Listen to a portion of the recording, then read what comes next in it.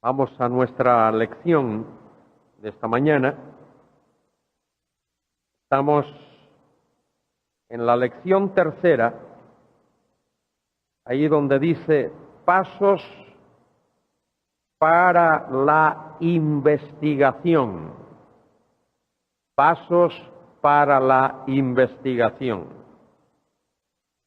La investigación tiene que ver con la exégesis. Y la exégesis tiene que ver con la determinación del texto que tenemos delante, cualquiera que ese texto sea.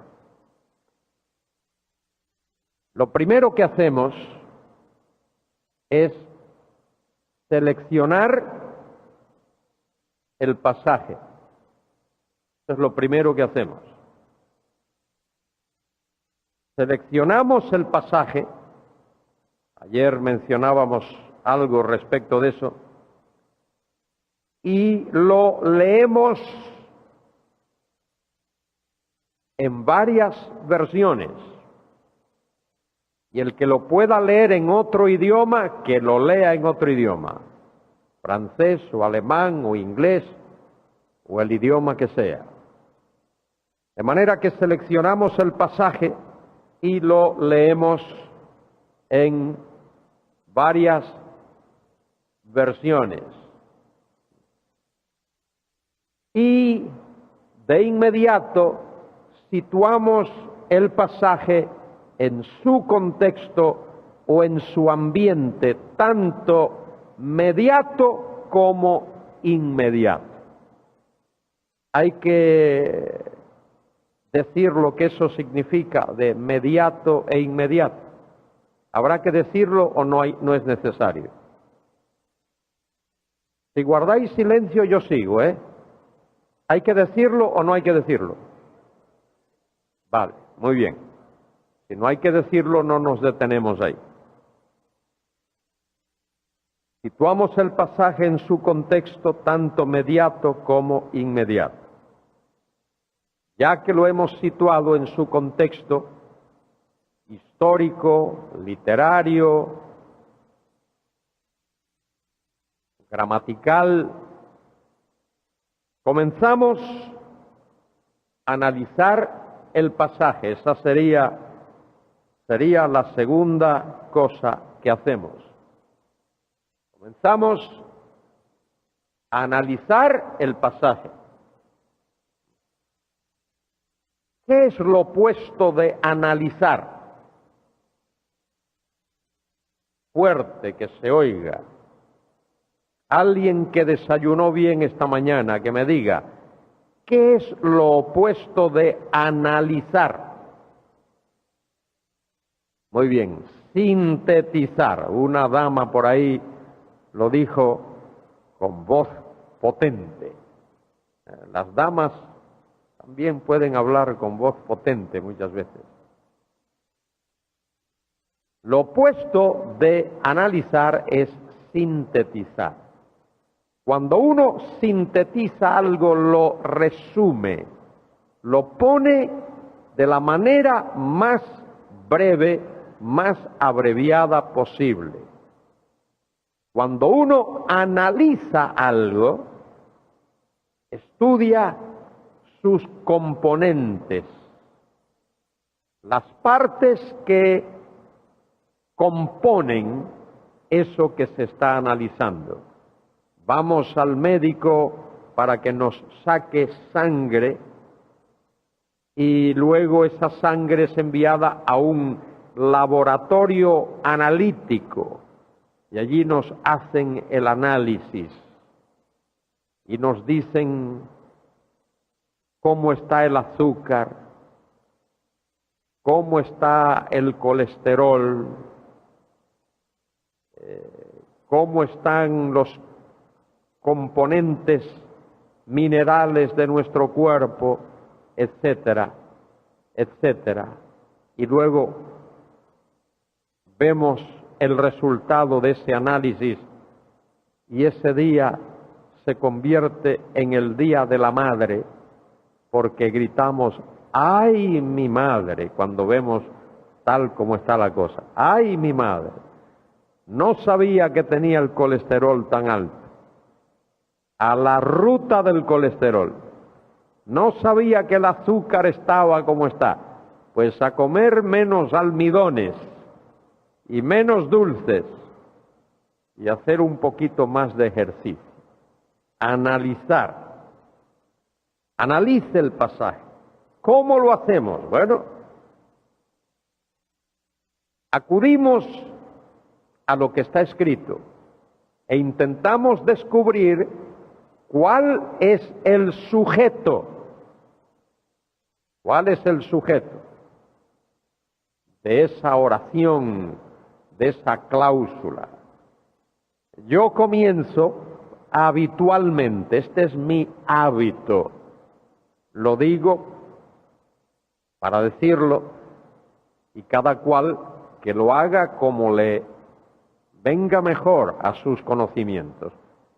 Yo estoy acostumbrado a buscar el verbo principal, porque ese verbo principal me va a conducir al sujeto. Este es el orden que yo personalmente sigo, pero algunos querrían seguir este orden, buscar el sujeto y luego encontrar el verbo principal y luego buscar los complementos. El sujeto es aquello de lo que se habla. El complemento o los complementos es lo que se dice acerca de lo que se habla. Hay libros donde eso es bastante, diría, sencillo en comparación con otros. Si uno estudia la epístola a los Hebreos, observará que el escritor de esa epístola es sumamente ordenado. Y te dice, lo principal del asunto es, eso de lo cual estoy hablando es. Y tú tienes que darle gracias, aunque no sepas quién es ese autor. Tú detente ahí y dile, autor, quien quiera que tú hayas sido, gracias. Gracias por ayudarme de esta manera. Os voy a dar un pequeño ejemplo, no me voy a detener aquí, solo un breve ejemplo para que observéis qué hay que hacer cuando uno hace un estudio así. Por ejemplo, en la epístola a los Gálatas, esto es un ejemplo de paso, no está ahí en las notas, pero si te ayuda esto, gloria a Dios. Gálatas 2:15 dice allí, nosotros, y luego viene una coma, judíos de nacimiento y no pecadores de entre los gentiles. Eso que está entre esa coma, eso que está ahí, es como si fuese, digo, como si fuese un paréntesis. Nosotros, coma, judíos de nacimiento y no pecadores de los gentiles. Ahora, el pastor va a quitar el color de aquí, de judíos de nacimiento, va a dejarlo en nosotros. Y ahora lo va a poner, déjalo coloreado en nosotros. No se puede. Vale. Nosotros. Entonces, para seguir el hilo tienes que venir aquí. Nosotros, sabiendo que el hombre no es justificado por las obras de la ley, sino por la fe de Jesucristo, nosotros también. Ese es el hilo de la oración. Nosotros, sabiendo que el hombre no es justificado por las obras de la ley, nosotros también hemos creído en Cristo. Te da ahí la clave, este nosotros y este nosotros. Y te está diciendo, hemos creído, ese es el verbo, hemos creído en Jesucristo. Esto que está aquí, ese sabiendo, no es un verbo finito, lo que se llama en gramática, un verbo, es decir, un verbo conjugado, eso es un gerundio. Gerundio. Hay que buscar el verbo principal, y el verbo principal es hemos creído. Y entre paréntesis, ahí hay lo que se llama un pleonasmo. Los que compren el libro este o compren cualquier, van a ver qué es un pleonasmo y su uso. La repetición, nosotros, eso en castellano técnicamente no es necesario, porque el pronombre está contenido en el verbo. Hemos creído, ya se sabe que se refiere a nosotros, pero se pone por razón de énfasis.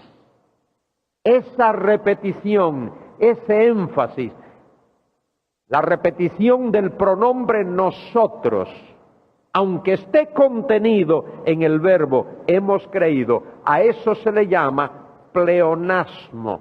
Es una frase pleonástica. Entonces, cuando uno hace su estudio gramatical del pasaje, pues destaca esa cuestión. Bueno, solo quería mostraros este ejemplo, solo mostraros ese ejemplo que hay que hacer cuando uno analiza un pasaje. Encuentra el sujeto, encuentra el verbo principal y luego los complementos. Los complementos son importantes, porque los complementos nos van a decir qué se está diciendo del sujeto, de qué se está hablando. Otra cosa que hay que tener en cuenta es la siguiente. Si uno tiene la percepción y un poquito de conocimiento, uno sabe si el sermón que escucha está bien estructurado o no. Un sermón bien estructurado debe de tener un solo sujeto. Nada más. Un solo sujeto. Puede tener 2, 3, 4, 5 complementos, pero un solo sujeto. Porque cada sujeto es un sermón. Si tú tienes 2 sujetos, tienes 2 sermones, porque eso significa que estás hablando de 2 cosas. Entonces hay que tener mucho cuidado con esto, predicadores y maestros, enseñadores. Cada sujeto es un sermón. De manera que tú quieres predicar un sermón, eso es lo que tus oyentes van a tolerar. Si le das más de uno, los vas a indigestar.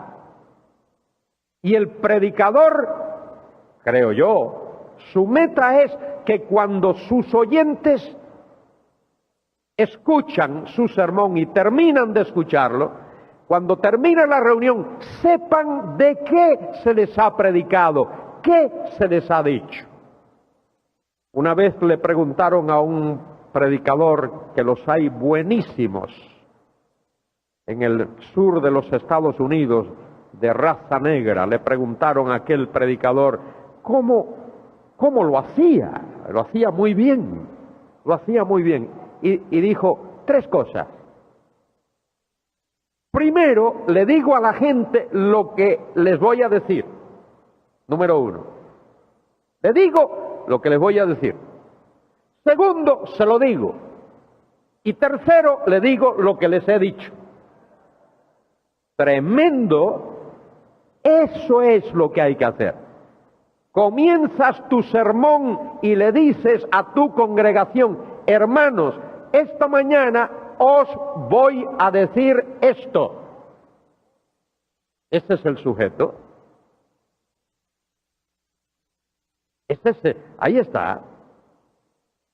Y luego se los dice, les dice eso que le dijiste que les iba a decir. El problema con muchos predicadores es que le dicen a los hermanos: a ver, vamos a buscar este pasaje, y le leen el pasaje, y los hermanos están predicando, esperando que el predicador les diga ese pasaje que ha leído.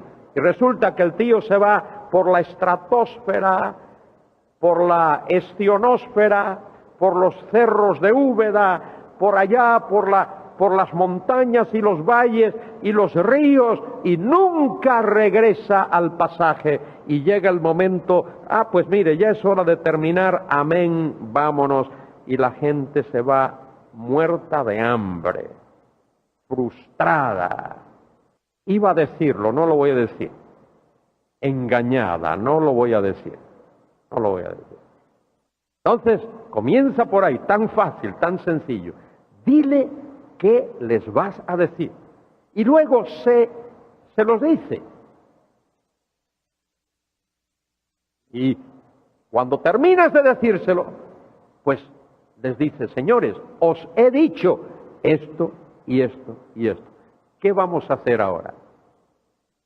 ¿Cuál será nuestra reacción? ¿Cuál va a ser nuestra actitud de ahora en adelante?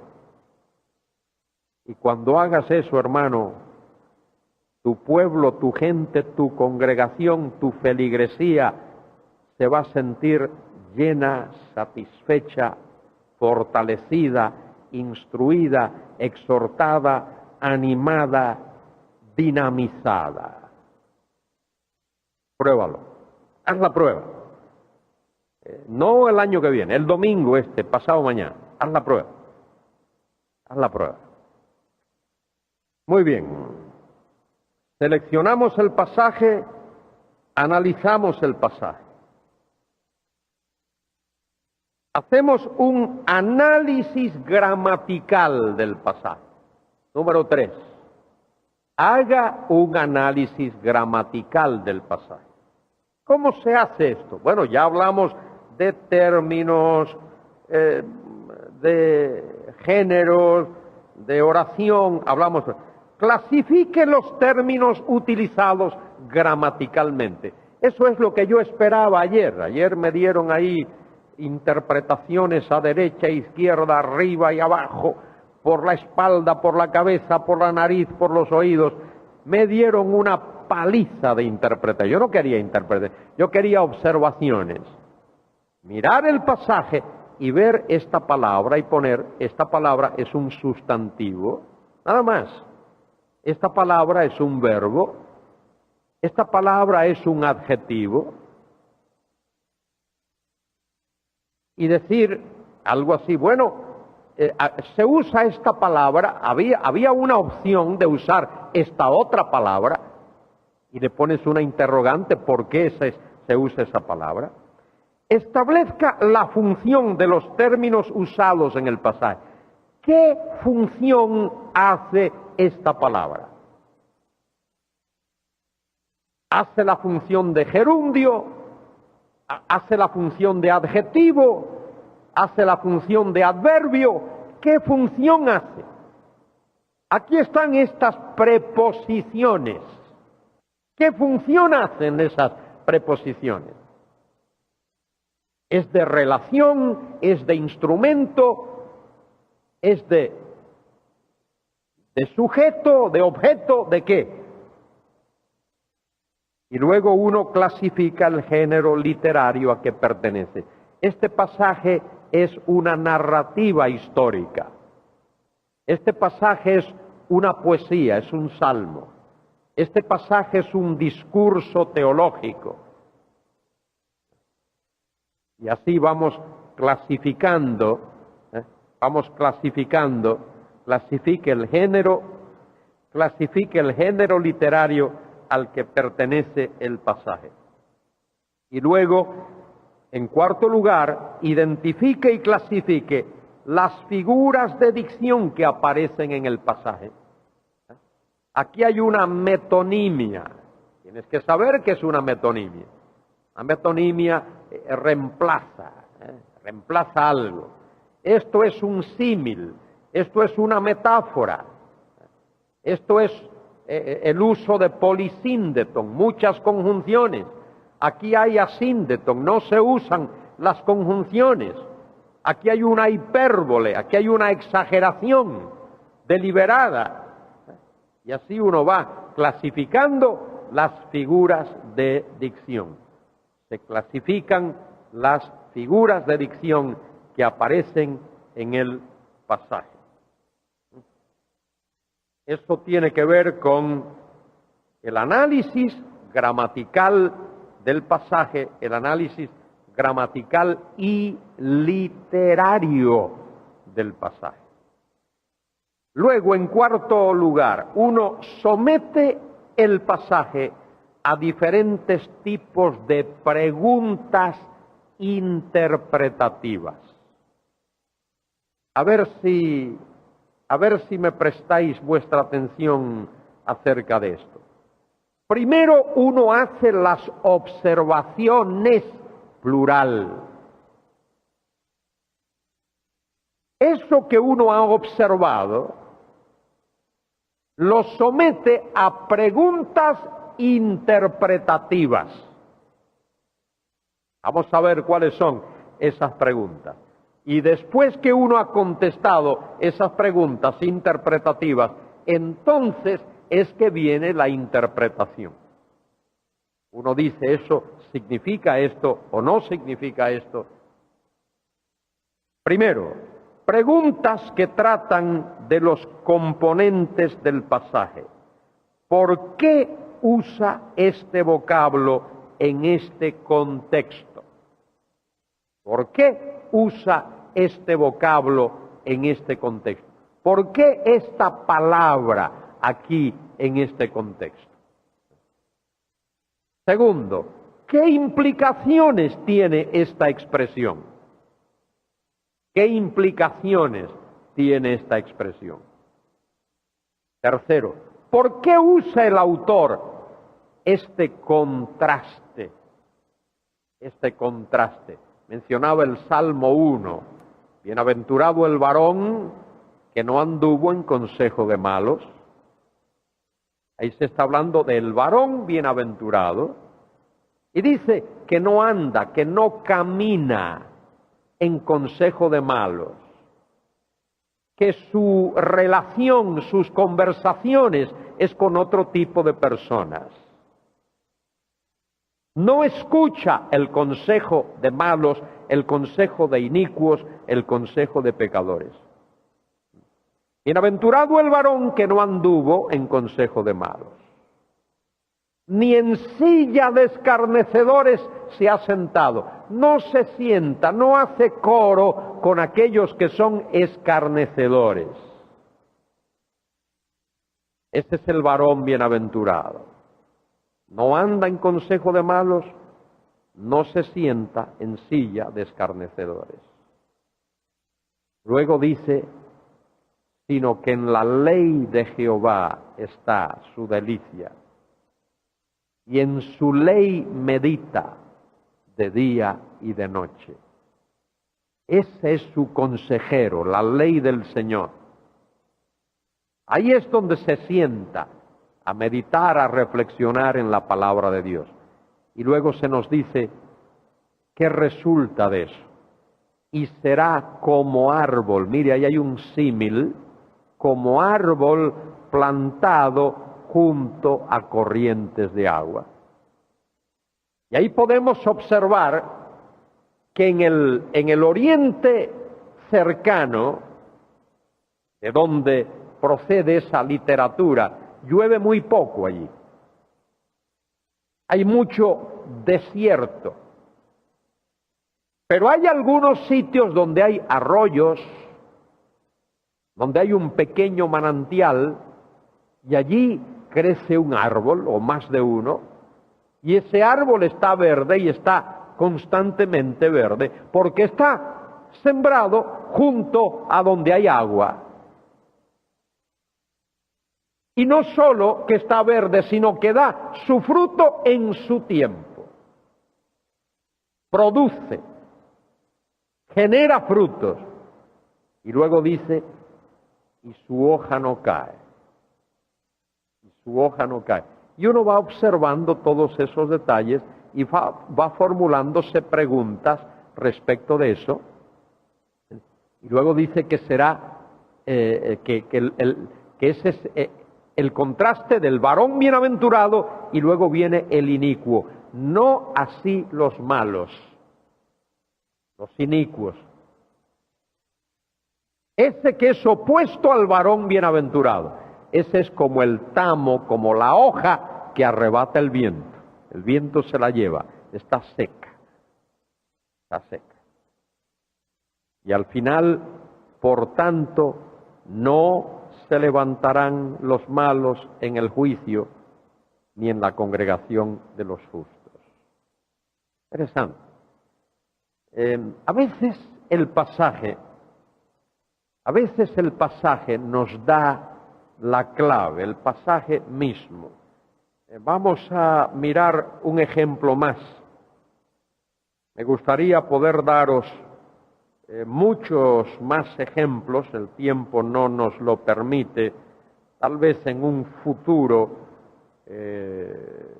deberíais de tomar una materia que se llama predicación expositiva. La predicación expositiva sería un seguimiento de esto que estamos estudiando ahora. Y ahí sí hay que pulirla bien, hay que pulirla. Pero mire, vamos a ver en unos minutos, en un momento, un salmo, el Salmo 117. Este es un ejemplo típico de esto que estoy hablando.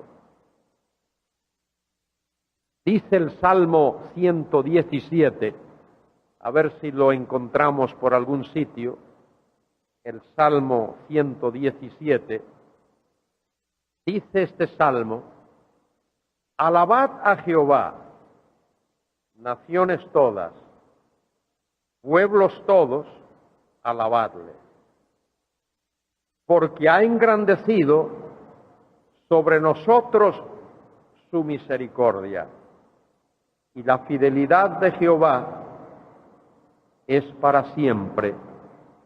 Aleluya. En un segundo o dos de tiempo, ¿alguien me podría decir cuál es el sujeto ahí de ese salmo?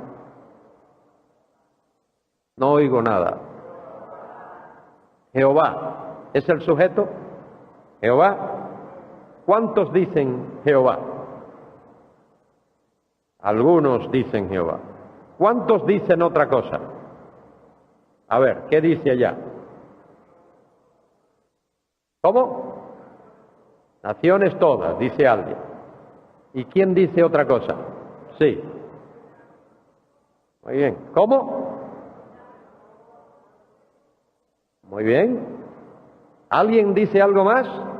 ¿Sí? ¿Cómo? Fidelidad. Una palabra es un problemita.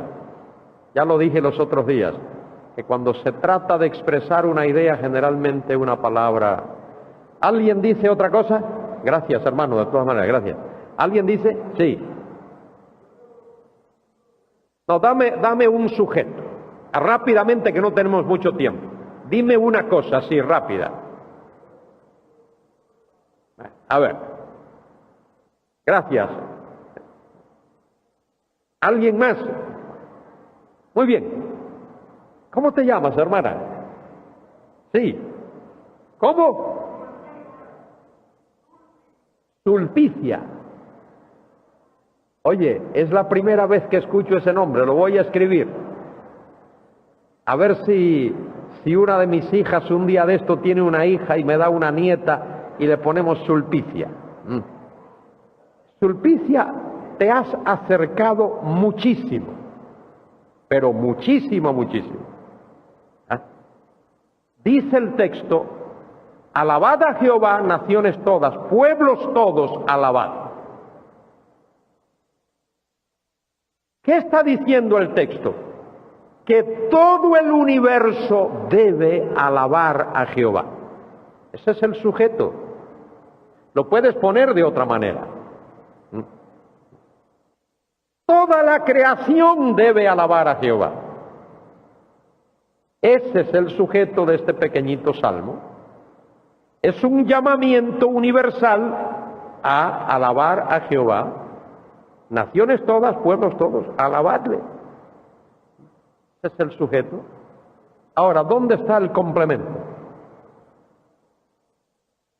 ¿Dónde está el complemento? Oigo cositas, pero no. Bueno, vamos a ver. Mire, a ver, ahí hay dos complementos. Si uno está haciendo un bosquejo, ahí hay dos complementos. Primero, naciones todas, pueblos todos, es decir, todo el universo, todo ser viviente, alabe a Jehová. Primero, porque su misericordia es grande, por eso debemos de alabar a Jehová. Ese es el punto 1 de ese sermón. Todo ser viviente debe alabar a Jehová, porque su misericordia es grande. Hay un sujeto y hay un complemento ahí. Hay algo que se dice de ese sujeto, que la misericordia es grande y por eso todos deben alabar al Señor. Y el otro es tan sencillo, mire, la fidelidad de Jehová es para siempre. Punto número 2, todo ser viviente debe alabar al Señor, porque Él es eternamente fiel. Estamos hablando de una sola cosa, de esa cosa que es por qué todo ser viviente debe alabar a Jehová. Ese es el sujeto.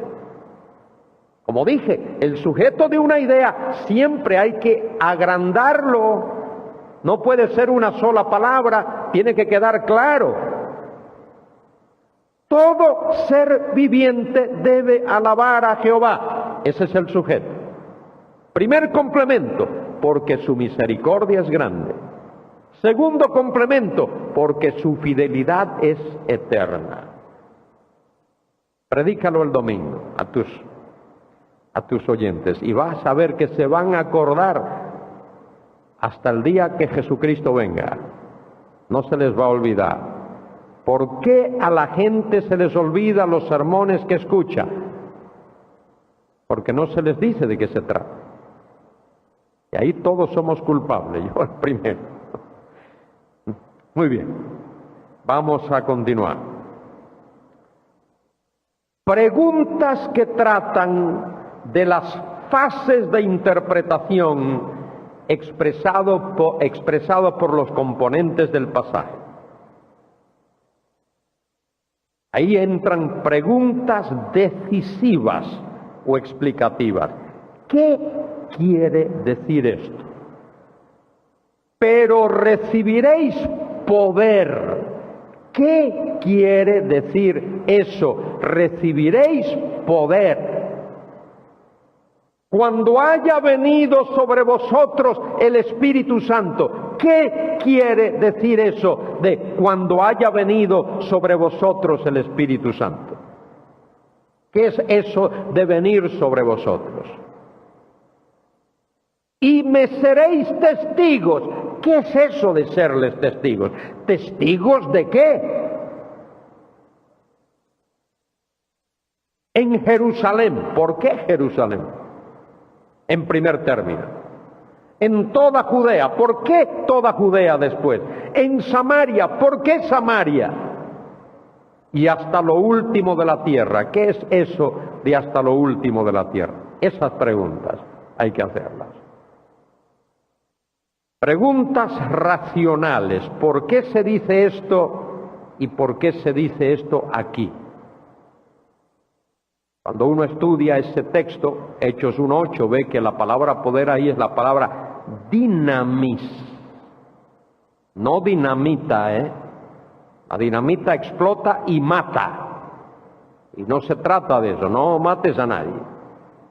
No es poder explosivo. Dinamis no significa poder explosivo. Mira que escucho a predicadores decir eso. Ahí es dinamis, dinamita. ¿A qué estarán dinamitando?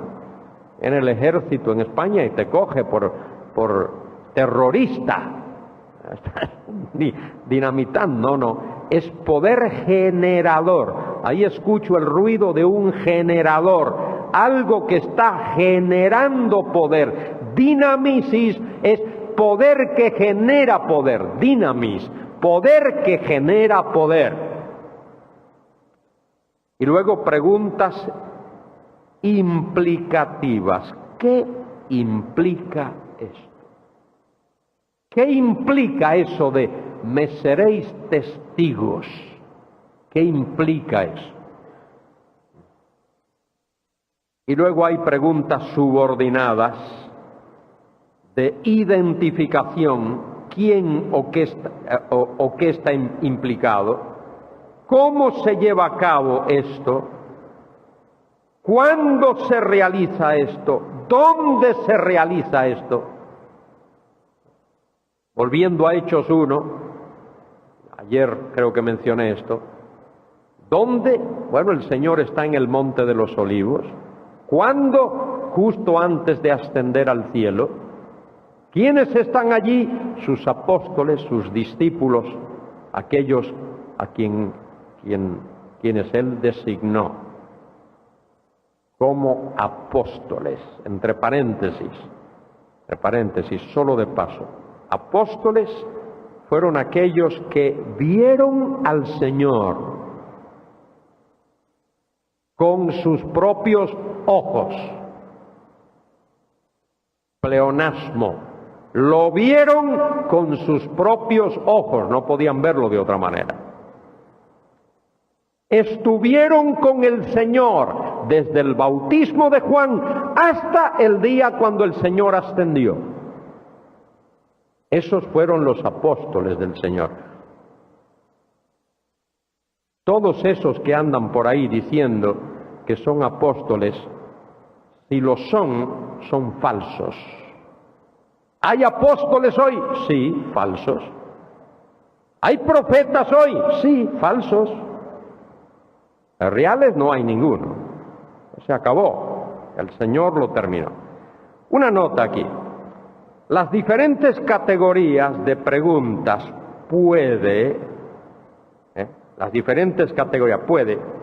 y los muchos casos deben cambiarse cuando el pasaje estudiado lo requiere. Se puede cambiar las preguntas y las categorías cuando es necesario. Un breve resumen aquí, resumen y conclusión de esta sección. La labor de investigación, ahí está, en la pantalla. La labor de investigación en el estudio de un pasaje se llama exégesis. ¿Qué es exégesis? ¿Qué es exégesis? Exégesis es el estudio a través del cual determinamos el texto. Exégesis es literalmente sacar fuera, poner a la luz, hacer evidente. Y uno no puede predicar un buen sermón. Uno no puede predicar un sermón si no ha hecho un buen trabajo exegético. Puedes dar un discursito ahí más o menos, pero predicar un sermón si no hay trabajo exegético, en mi opinión, no se puede. Muy bien, eso se llama exégesis. Exégesis es una ciencia y un arte. Como ciencia tiene que ver con la aplicación correcta y objetiva de los principios de hermenéutica. Hermenéutica tiene que ver con interpretación. Como arte, la exégesis o investigación tiene que practicarse. Solo la práctica constante hará que el estudiante sea un buen exégeta. Aquí nos faltó un acentito, un buen exégeta. Al final de esa página que tenéis ahí delante, ¿veis que hay un cuadrito? ¿Alguien ve el cuadrito ese o no? Está ahí, dice observaciones, plural, preguntas interpretativas, estas de las que he hablado, y luego interpretación. Ahí está el cuadrito, ¿eh? Observaciones, plural, muchas observaciones. Preguntas interpretativas, muchas preguntas. Interpretación, singular, una sola interpretación. Cada pasaje de la Biblia tiene una sola interpretación, una sola. Que uno tenga la correcta, eso es otra cosa. Pero todo pasaje tiene que tener una sola interpretación. Si no fuese así, eso pondría en entredicho el propósito de las Escrituras. Dios quiere que el creyente, el Hijo de Dios, del Antiguo Testamento, del Nuevo Testamento, nosotros ahora, que entendamos con absoluta claridad lo que Él nos dice. Dios no quiere ambigüedades. Por eso es que la hermenéutica es una ciencia que tiene que seguir leyes, normas de gramática. Un verbo es un verbo, un sustantivo es un sustantivo, un adverbio es un adverbio. Si ese verbo está en el modo indicativo, pues eso es, y si está en el modo subjuntivo, eso es. Importante que entendamos eso. Ahí lo dejamos ahora y tomamos nuestro descanso.